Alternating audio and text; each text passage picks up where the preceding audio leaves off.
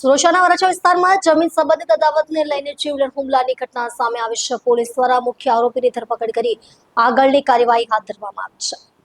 અશોકભાઈ નાથાભાઈ પાંચાણી જે જમીન લે વેચના ધંધા સાથે સંકળાયેલા છે અને વરાછા વિસ્તારના તિરુપતિ નગર સોસાયટીમાં રહે છે, તેઓ પર હુમલો કરવામાં આવ્યો હતો.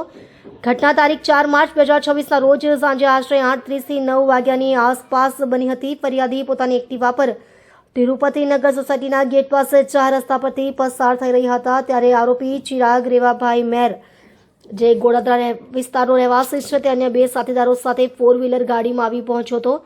આરોપીઓએ મોટા વરાછા વિસ્તારમાં આવેલી જમીન અંગેની અદાવત રાખીને ફરિયાદીને ધમકી આપી હતી કે જો જમીન મામલે સમાધાન નહીં કરે તો ગંભીર પરિણામ ભોગવવા પડશે. આ પછી આરોપીઓએ ફરિયાદીને એક્ટિવા પરથી નીચે પાડી દીધા હતા અને લાકડીઓ વડે ઉપરા છાપરી ફટકા મારીને જીવલેણ હુમલો કર્યો હતો.